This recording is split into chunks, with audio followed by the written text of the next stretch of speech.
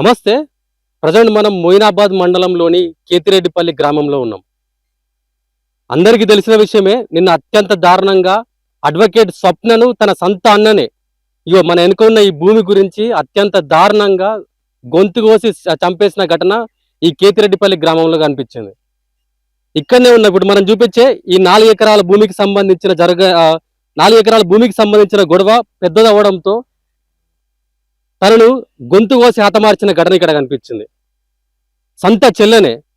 ఎందుకు అనంటే ఇక్కడున్న అన్న మొయినాబాద్ మండలం వెళ్ళిపోయి అక్కడ జీవనం గడిపిస్తున్నాడు. ఇక్కడున్న చెల్లె తన తల్లిదండ్రులను చూసుకుంటా ఇక్కడ వాళ్ళతోని వాళ్ళ ఆలన పాలన చూసుకుంటే ఇక్కడనే ఉంటుంది. అయితే తనకు పెళ్లి చేయమంటే పెళ్లి చేయడం లేదు. సో తల్లిదండ్రులను తనే చూసుకుంటా ఈ భూమి అయితే ఆల్రెడీ 8 ఎకరాలు ఉంటే 4 ఎకరాలు తన అన్న పేరు మీద ఆయన ఆల్రెడీ రాసుకున్నాడు. ఇక్కడ వాళ్ళ తల్లి పేరు మీద 4 ఎకరాలు ఉంది. ఈ 4 ఎకరాలను దొంగతనంగా ఏదో ఒక రోజు రాత్రి వచ్చేసి ఆ 4 ఎకరాలను కూడా ఆయన పేరు మీదకి మార్చుకున్నాడు. సో ఈ విషయం పైన స్వప్న ఇటు రాజు మధ్య అంటే అన్న ఉన్న చెల్ల మధ్యలో పెద్ద ఎత్తున గొడవ జరిగింది. ఆ గొడవ కాస్త పెద్దదవడంతో పలుమార్లు స్వప్న పైన హత్యా ప్రయత్నం కూడా చేసిండు ఇక్కడ రాజు వాళ్ళ బ్రదర్. సో దీనికి సంబంధించి తను పోలీస్ స్టేషన్లో ఫిర్యాదు చేసింది.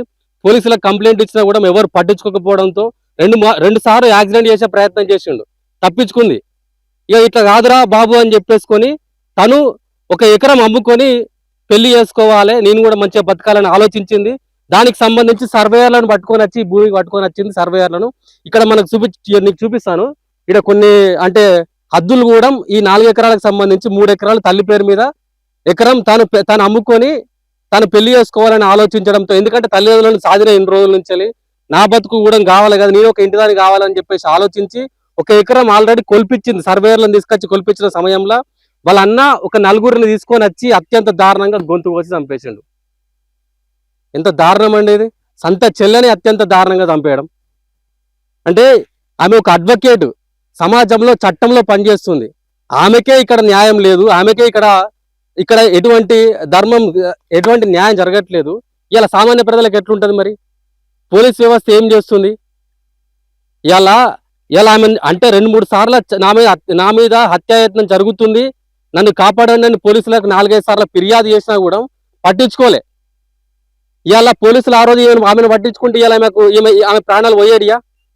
ఇంత దారుణంగా గొంతు కోసి చంపేశారంట. కన్న తల్లి ముందే 4 వచ్చేసి గొంతు కోసి తలకాయ మీద కొట్టి చంపేశారంట. కన్న తల్లి వేడుకుందంట, అయ్యా బిడ్డను చంపకుర్రి, నీకు కావాలంటే ఆ పొలం కావాలంటే నీకు ఇస్తారా అన్న కూడా వినలేదంట. చెల్లె ఎన్ని రోజులున్నా ఆ భూమి నాకు రాదని చెప్పేసి మనసులో పెట్టుకున్నట్టున్నాడు. ఆయనతో అత్యంత దారుణంగా చంపేసిండు. నిజంగా ఈ సంఘటన ఎంత దారుణం అని అంటే ఒక్కటేసారి మొత్తం తెలుగు రాష్ట్రాలన్నీ ఉలిక్కిపడ్డాయి. దీనికి సంబంధించి చేవెళ్లలో ఆ అమ్మాయి మా స్వప్న అనే మహిళ ఇక్కడ చేవెళ్లలో అడ్వకేట్ గా పనిచేస్తుంది. సో ఆమెకు సంబంధించిన అడ్వకేట్స్ అందరూ పెద్ద ఎత్తున నిన్న వచ్చి ఇక్కడ ధర్నా చేసిర్రు, ప్రొటెస్ట్ కూడా చేసిర్రు. ఖచ్చితంగా ఆమెకు న్యాయం జరగాలని చెప్పేసి అన్నారు. కానీ ఏం న్యాయం చేసినా ఏం లాభం? ఆల్రెడీ చనిపోయింది. ఇప్పుడు ఆమెకు ఆ తల్లికి 4 సంతానం, ఒక కొడుకు యాక్సిడెంట్ చనిపోయింది, ఇంకో కొడుకు రాజు, ఈ చెల్లని చంపిన అతను రాజు, అతను పోయి మొయినాబాద్లో ఉంటాడు. ఇప్పుడు వాళ్ళ ఈ స్వప్న వాళ్ళ అక్క వాళ్ళ అత్తగారి ఇంటి దగ్గర ఉంటుంది. ఆమె ఇక్కడ ఈ ఊరితో సంబంధం లేదు. సో ఇప్పుడు స్వప్న ఒక్కతే ఉంది కాబట్టి ఈ ఆస్తి గురించి అంతా ఎట్లా చేసి స్వప్నని హతమారిస్తే ఈ ఆస్తి అంతా దక్కించుకోవచ్చు, ఈ 3 ఎకరాలు 4 ఎకరాలు నాకే అవుతుంది అని చెప్పేసి ఆయన మనసులో పెట్టుకొని ఈ ఉగాంతానికి పాల్పడ్డాడు. మరి ఎట్లా ఇప్పుడు ఈమెకు న్యాయం అమలు చేయాలి? ఇప్పుడు ఆ ముసలి తల్లిదండ్రులు 2 ఉన్నారు ఇంట్లో, వాళ్ళ పరిస్థితి ఏంది? ఎవరు చూసుకుంటారు వాళ్ళ ఆలన పాలన? ఇప్పుడు వస్తారు, పరామర్శించిపోతారు పెద్ద పెద్ద రాజకీయ నాయకులు, కానీ వాళ్ళ పరిస్థితి ఏం కావాలి? సో నిజంగా అంటే గ్రామంలో పంచాయతీలు అనేవి చాలా ఎక్కువగా ఉన్నాయి. దీనికి సంబంధించి గవర్నమెంట్ భూభారత చట్టాన్ని తీసుకొచ్చింది. ఈ భూభారత చట్టం ద్వారానన్నా ఈ ల్యాండ్ సమస్యలు పరిష్కారం అవుతాయి అని చెప్పేసి చాలా రోజుల నుంచి ప్రయత్నం చేసింది. కానీ ఆ భూభారత చట్టం అమలులోకి రాలేదు. ఇక్కడ ఉన్న ల్యాండ్ సమస్యలు పరిష్కారం కావట్లేదు. మరి ఎట్లా అన్నట్టు వీళ్ళ పరిస్థితి? సో ఏం జరుగుతుంది అంటే దీనికి సంబంధించి ఇప్పటికే ఈ తల్లిదండ్రులు కూడా ఆయన్ని చంపినా పర్వాలేదు, నా కన్న కొడుకుని చంపినా పర్వాలేదు, కానీ న్యాయం జరగాలి దీనికి సంబంధించి అని చెప్పేసి పెద్ద ఎత్తున పోరాడుతున్న సిచ్యువేషన్ కనిపిస్తుంది. నిన్న జరిగిన ఇన్సిడెంట్ ఏదైతే అటాక్ జరిగిందో న్యాయవాది స్వప్న మీద జరిగిన ఇన్సిడెంట్ కి మేమందరం చెల్లించి ఇక్కడికి వాళ్ళ తల్లిదండ్రుని కలిసి విషయం ఏం జరిగింది అనేది తెలుసుకోవడం జరిగింది. ఇక్కడ ఇక్కడ చూస్తుంటే ఆమె న్యాయవాది అయ్యుండి కూడా ఒక అడ్వకేట్ గా ఆమె ఫేస్ చేసే ప్రాబ్లమ్స్ ని వాళ్ళ బ్రదర్ నుంచి థ్రెట్ ఉందని పదే పదే పోలీస్ స్టేషన్కి వెళ్ళి కంప్లైంట్స్ ఇవ్వంగా కూడా వాళ్ళ తల్లి వాళ్ళు అని వాళ్ళ ఇంట్లో వాళ్ళందరూ కూడా ఈ అక్యూజ్డ్ రాజువా అమ్మ మీ పేరు రాజు వల్ల ఎన్నో ప్రాబ్లమ్స్ ఫేస్ చేయడం తర్వాత కూడా కనీసం ఒక కామన్ మ్యాన్ పరిస్థితి ఏంటిదో ఇవాళ క్వశ్చన్ లో ఉంది. ఒక అడ్వకేట్ కి ప్రొటెక్షన్ ఇవ్వలేని పరిస్థితులల్లో అడ్వకేట్ ని బ్రూటల్ గా ఓపెన్ గా అంటే ఒక సర్వే కండక్ట్ చేసి ఒక ప్రైవేట్ సర్వే కండక్ట్ చేసే దగ్గర అక్కడ వాళ్ళ తన తల్లి ముందే తన అన్న వచ్చి రౌడీలతోటి ఇంకా ముగ్గురుతోటి వచ్చి అక్కడ బ్రూటల్ గా చంపడం జరిగింది. దీని మీద ఇప్పుడు సాక్ష్యాలు గాని ఏ రకంగా పోలీస్ చర్య తీసుకుంటారనేది ఇంకొక పెద్ద ప్రశ్న. నలుగురిని రిమాండ్ చేసినాము అని చెప్పేసి మీడియాలో రిలీజ్ చేయడం జరిగింది. కానీ ఈ కేసుని ఎలా దర్యాప్తు జరుగుతారో దీనికి కావాల్సిన విట్నెసెస్ కానీ ఎవిడెన్సెస్ కానీ ఏం ప్రొక్యూర్ చేసిండ్రు అనేది అందరూ అడ్వకేట్స్ దీని మీద ఫోకస్ చేయాలని చెప్పేసి నేను కోరుకుంటున్నాను. తన తల్లి మాటల్లో ఆమె ఆవేదన ఏందో విని ఒకసారి అడ్వకేట్స్ అందరూ కూడా స్వప్నకి జరిగిన అన్యాయం, స్వప్న వాళ్ళ ఇంటి వాళ్ళకి జరిగిన అన్యాయంకి ఖచ్చితంగా మేమందరం కలిసి ప్రొటెస్ట్ చేసి తనకి న్యాయం జరిగేంత వరకు కంటిన్యూస్ గా ఈసారి ఒక రోజు బాయ్కాట్ చేయడము, 2 రోజులు బాయ్కాట్ చేయడము లేదా ర్యాలీ తీయడం కాదు, డెఫినెట్ గా వాళ్ళకి శిక్ష పడేంత వరకు, ఇంకో అడ్వకేట్ కి ఇలాంటి పరిస్థితి రాకుండా ఉండేంత వరకు, అడ్వకేట్స్ ప్రొటెక్షన్ యాక్ట్ ఇంప్లిమెంట్ అయ్యేంత వరకు మేము నిద్రపోమని చెప్పేసి చెప్పుకుంటున్నాను.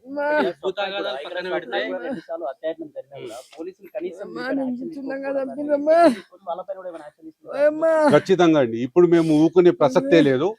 ఏ పోలీస్ అయినా సరే ఎవరైనా సరే ఏం జరిగింది ఇంతసేపు అనేది మేము ఇప్పుడు అన్ని మొత్తం డీటెయిల్స్ సాక్ష్యాలు ఇక్కడ కలెక్ట్ చేసుకోవడానికి వచ్చినాము. పాత కంప్లైంట్స్ కి అక్నాలెడ్జ్మెంట్స్ ఏంటి, ఏం జరిగింది ఇంతకు ముందు, ఇప్పుడు ఇక్కడ జరిగిన ఇన్సిడెంట్ కి ఏమన్నా సీసీ కెమెరా ఫుటేజెస్ కూడా దొరుకుతాయా, వీళ్ళు పోలీస్ ఏ రకంగా ఇన్వెస్ట్ చేస్తుంటే ఖచ్చితంగా ఎవ్రీ అడ్వకేట్ దాని మీద విజిలెంట్ గా ఉంటాడు. ఏ రకంగా ప్రాసెస్ ముందుకు పోతుంది అనేది కూడా 100% గా చూస్తామని చెప్పేసి చెప్తాను. చట్టం పరిధిలో ఉన్న వాళ్ళకి ఇటువంటి సంఘటన జరిగితే సామాన్య పరిధిలో దురదృష్టకరం అండి, చాలా దురదృష్టకరం. ఒక అడ్వకేట్ అనేట ఆమె వేరే వాళ్ళకి ఇలాంటి సంఘటనలు జరిగితే వాళ్ళకి ప్రొటెక్షన్ ఇచ్చే పరిస్థితుల్లో ఉండగా అలాంటి అడ్వకేట్ మీద ఇట్లాంటి బ్రూటల్ అటాక్ జరిగి ఇంత ఘోరంగా చంపేయడం జరిగింది. ఇప్పటి వరకు జరిగిన ఇన్సిడెంట్స్ అన్ని ఉన్నాయి, కానీ అవన్నిటికీ ఏదో మేము ప్రొటెక్షన్ పాస్ చేస్తాం, బిల్ పాస్ చేస్తాం అని చెప్పేసి, యాక్ట్ పాస్ చేస్తామని చెప్పేసి చెప్పుకుంటూ ఉన్నారు. కానీ ఇవాళ జరిగిన దాని మీద లేదండి. దీని మీద డెఫినెట్ ఖచ్చితంగా అన్ని రకాలుగా ఈవెన్ మేము ధర్నాలకు కూడా రెడీగా ఉన్నాము. మేము ఓన్లీ కోర్ట్స్ బాయ్కాట్ చేయడము, మమ్మల్ని మేము ప్రాబ్లంలో పెట్టుకోవడమే కాదు, డెఫినెట్ గా లెజిస్లేచర్ ఉన్న ఎగ్జిక్యూటివ్ కి ఖచ్చితంగా ఈ తాకిడి తాకుతుంది. ఆ రకంగా మేము చర్యలు తీసుకుంటున్నాము. మోస్ట్ ప్రాబబ్లీ డెఫినెట్ గా ఈ వీకెండ్ లోపల అందరితోటి సమావేశం పెట్టి ఉన్న అడ్వకేట్స్, రాష్ట్ర వ్యాప్తంగా ఉన్న అడ్వకేట్స్ అందరితో కలిసి ఎట్లా ముందుకు పోదాము, ఎలాంటి ధర్నాలు చేద్దాము, ఏ రకంగా చేద్దాము అనేది ఖచ్చితంగా డిసైడ్ చేసేసుకుంటాం. డెఫినెట్ గా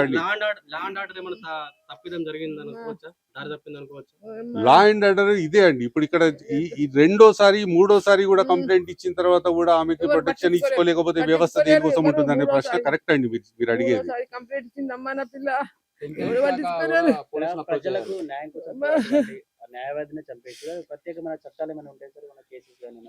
అవునండి, ప్రత్యేకంగా న్యాయవాది మీద అటాక్ జరిగితే వాళ్ళకి బెయిల్ రాకుండా వాళ్ళకి అంటూ కొన్ని ప్రొటెక్షన్స్ ఉన్నాయి. అదే కాకుండా ఇప్పుడు కొత్తగా మనకి అడ్వకేట్స్ ప్రొటెక్షన్ యాక్ట్ పాస్ చేసే సిచ్యువేషన్ లో ఉన్నది, ఆల్రెడీ పాస్ అవుతుంది అని చెప్పేసి చెప్తున్నారు. కానీ ఇది ఒకటే కాదు, ఇంకొక అడ్వకేట్, ఎవ్రీ అడ్వకేట్ కి కూడా ఇంకా పర్టికులర్ గా అంటే వెరీ కేటగిరికల్ గా వాళ్ళకి ప్రొటెక్షన్, ఇంకొన్ని రైట్స్, ఇంకొన్ని వాళ్ళకి ప్రొటెక్షన్స్ అనేది గవర్నమెంట్ కల్పించాలి ఖచ్చితంగా. హోంశాఖ నుంచి కానీ వీళ్ళందరి నుంచి చేస్తామండి, చేస్తాం డెఫినెట్ గా. ఇప్పుడు పర్సూ చేస్తాము, దాని మీద ఉన్న సిచ్యువేషన్స్ ఏంటి అవన్నీ ఇంకా డీటెయిల్స్ తీసుకోవడం జరుగుతుంది. ఈ తెలంగాణ రాష్ట్రంలో కాంగ్రెస్ ప్రభుత్వం, ముఖ్యంగా రేవంత్ రెడ్డి ప్రభుత్వం వచ్చిన తర్వాత రేవంత్ రెడ్డి ప్రభుత్వం ఒక రెడ్డిలకే పనిచేస్తున్నట్టు కనబడతా ఉన్నది. ఎస్సీ ఎస్టీ మైనారిటీ బీసీల రక్షణకు ఎక్కడ, ఎందుకంటే లా అండ్ ఆర్డర్ తన ముడ్డి కింద పెట్టుకున్న రేవంత్ రెడ్డి ఎస్సీ ఎస్టీ బీసీల పైన దాడులు జరుగుతా అంటే కూడా తన లా అండ్ ఆర్డర్ ను మరి ఏం చేస్తా ఉన్నాడు ఈయన? మరి ఆయన కిందనే ఇన్ని శాఖలు పెట్టుకున్న ఆయన ఈ తెలంగాణ రాష్ట్రంలో లా అండ్ ఆర్డర్ విఫలమై ఇన్ని హత్యలు తెలంగాణ రాష్ట్రంలో ఈ మధ్య కాలంలో కాంగ్రెస్ ప్రభుత్వం వచ్చిన తర్వాత జరుగుతున్న హత్యలు ఇంతకుముందు ప్రభుత్వంలో ఎక్కడ లేదు. ఒక న్యాయవాది అంటే అన్యాయాల పైన పోరాడి బాధితుల పక్షాన నిలబడి ఒక న్యాయవాది పైనే ఇంతటి ఘాతకానికి పాల్పడ్డ ఈ వ్యక్తుల పైన ఇప్పటి వరకు కాంగ్రెస్ ప్రభుత్వం కానీ రేవంత్ రెడ్డి ప్రభుత్వం కానీ ఎటువంటి చర్య తీసుకున్నది? ఎందుకంటే ప్రభుత్వం అనేది ఇక్కడ పూర్తిగా విఫలమైంది, పోలీస్ వ్యవస్థ కూడా పూర్తిగా విఫలమైంది. అంటే రేవంత్ రెడ్డి చేతుల్లో ఉన్న తన శాఖ కూడా ఇంత పూర్తిగా విఫలమైనాక కూడా ఇప్పటి వరకు స్పందించకుండా అదే వేరే వర్గాలకు సంబంధించిన ఈ అగ్రవర్ణాలకు సంబంధించిన వ్యక్తులకి ఏది ఉంటేనే ఆన్ ది స్పాట్ చిట్కలలో మన చర్యలు తీసుకునే ఈ రేవంత్ రెడ్డి సర్కార్ మరి ఇలాంటి ఎస్సీ ఎస్టీ బీసీల పరిస్థితి ఎందుకు తెలంగాణ రాష్ట్రంలో వీళ్ళు ఉండకూడదా? మరి ఈ న్యాయవాదుల పైన ఇలాంటి ఈ దుర్గతాలు జరుగుతూ ఉంటే ఈ న్యాయం ఇప్పుడు పోలీసులు కూడా చట్టానికి లోబడే కదా పనిచేయాలి, జ్యుడిషియరీకి లోబడే కదా పనిచేయాల్సిన బాధ్యత, రాజ్యాంగం విలువలకు లోబడే కదా పనిచేయాల్సిన బాధ్యత పోలీసుల పైన ఉన్నది. మరి పోలీసు వ్యవస్థ ఈ రోజు ఫెయిల్ అయింది. రేవంత్ రెడ్డి దీనికి ఏం సమాధానం చెప్తాడని నేను ప్రశ్నిస్తా ఉన్నా. ఉస్మానియా యూనివర్సిటీ విద్యార్థి నాయకులుగా కూడా దీన్ని ఖచ్చితంగా ఒక యువ న్యాయవాదిగా హైకోర్టులో ప్రాక్టీస్ చేస్తున్న ఒక యువ న్యాయవాదిగా ఇప్పుడు ఒక జూనియర్ అడ్వకేట్ పైన జరిగిన ఈ ఘాతుకాన్ని ఖచ్చితంగా రాష్ట్ర వ్యాప్తంగా దీనిపైన ఒక పెద్ద ఉద్యమాన్ని తయారు చేస్తాం.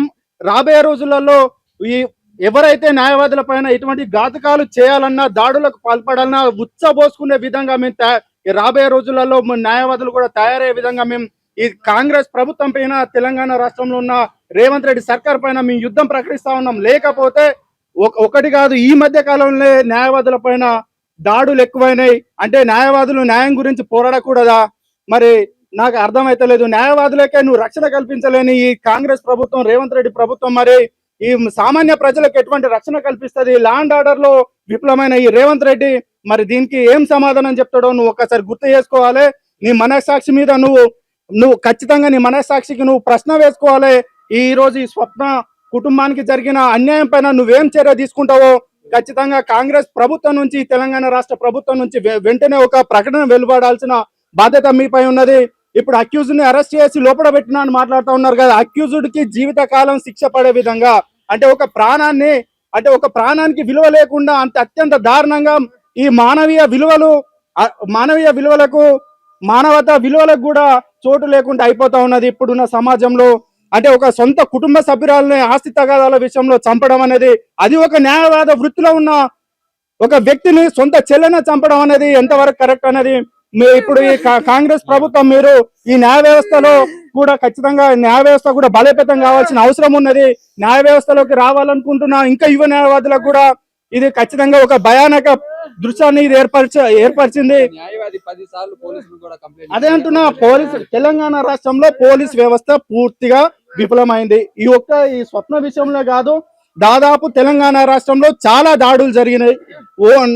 చాలా మంది పైన ఇప్పుడు అంతెందుకు మనం ఈ దగ్గరలో ఉన్న హైదరాబాద్ పట్టణంలో రోజుకు ఒక 2-3 హత్యలు జరుగుతూ ఉన్నాయి. అంటే లా అండ్ ఆర్డర్ పూర్తిగా విఫలమైంది. తెలంగాణ రాష్ట్రంలో హోంశాఖ తన ముటి కింద పెట్టుకున్న రేవంత్ రెడ్డి మరి ఏం పనులు చేస్తా ఉన్నాడు? విదేశాలు తిరుగుతాడు, ఢిల్లీలోకి తిరుగుతుండదు తప్ప తెలంగాణ రాష్ట్రంలో ఈ తెలంగాణ ప్రజల యొక్క సంక్షేమం, రక్షణ పైన తనకు ఎటువంటి అవగాహన లేదా? మరి ఎందుకు తనకు మరి ముఖ్యమంత్రి పదవి ఎందుకు చేస్తా ఉన్నాడు? చేతగానప్పుడు ఈ హోంమంత్రి పదవిని ఇంకొక ఎలిజిబుల్ క్యాండిడేట్ ఎవరికైనా ఇవ్వాల్సిన బాధ్యత రేవంత్ రెడ్డి పైన ఉన్నది. నీకు పని భారం ఎక్కువైతే వేరే వాళ్ళకి ఇచ్చి నువ్వు తెలంగాణ రాష్ట్రంలో ఉన్న ప్రజల సంక్షేమ నీ రక్షణ నీ బాధ్యత కదా. ఈ రోజు నీ లా అండ్ ఆర్డర్, నీ పోలీస్ వ్యవస్థ పూర్తిగా విఫలమైంది. దీనిపైన నువ్వు సమాధానం చెప్పాల్సిన బాధ్యత ఉన్నది. తెలంగాణ ప్రజలకు మరియు స్వప్న కుటుంబానికి నువ్వు క్షమాపణ చెప్పాల్సిన బాధ్యత నీపై ఉన్నది. మరి స్వప్న కుటుంబ సభ్యులకు నువ్వు ఏ విధంగా న్యాయం చేస్తావు? దాంతో పాటుగా ఈ తెలంగాణ రాష్ట్ర ప్రజల యొక్క సంక్షేమం, రక్షణ పైన నువ్వు ఎలాంటి భరోసా కల్పిస్తావో తక్షణమే నువ్వు చెప్పాల్సిన బాధ్యత నీపై ఉన్నది. లేకపోతే ముఖ్యమంత్రి కుర్చీ నుంచి నువ్వు తప్పుకోవాల్సిన బాధ్యత కూడా నీపై ఉన్నది. అలాగే ఇంకొక కాంగ్రెస్ ప్రభుత్వాన్ని, కేంద్ర రాష్ట్ర ప్రభుత్వాలను మేము హెచ్చరించేది ఏంటంటే న్యాయవాదుల రక్షణకై ఖచ్చితంగా అడ్వకేట్ ప్రొటెక్షన్ యాక్ట్ ను అతి త్వరలో ఎంత తొందరగా వీలైనంత తొందరగా ఈ దేశంలో గాని రాష్ట్రంలో గాని ప్రవేశపెట్టాల్సిన బాధ్యత, అమల్లోకి తీసుకురావాల్సిన బాధ్యత కేంద్ర రాష్ట్ర ప్రభుత్వాలపై ఉన్నది. లేని ఎడల దేశంలో ఉన్న న్యాయవాదులందరూ రోడ్డెక్కితే, దేశంలో ఉన్న న్యాయ వ్యవస్థ అంతా, జ్యుడిషియరీ అంతా బయటకు వస్తే తెలంగాణ కాదు దేశంలో ఉన్న పూర్తి న్యాయ వ్యవస్థ మొత్తం రోడ్లెక్కితే మాత్రం మీ ప్రభుత్వాల మనుగడకి చాలా చెంపపెట్టు అవుతుంది, గొడ్డలు పెట్టు అవుతుంది. మీరు అంత దాకా తెచ్చుకోవద్దని చెప్పి మరొకసారి తెలియజేస్తా ఉన్నాం. స్వప్న కుటుంబానికి మరియు ఆ అంతకునికి ఖచ్చితంగా శిక్ష పడేంత వరకు మేము న్యాయవాదులుగా, దాంతో పాటుగా విద్యార్థి సంఘాలుగా కూడా మేము ఈ రాష్ట్ర ప్రభుత్వం పైన పోరాటానికి సిద్ధంగా ఉన్నామని చెప్పి తెలియజేస్తా ఉన్నా.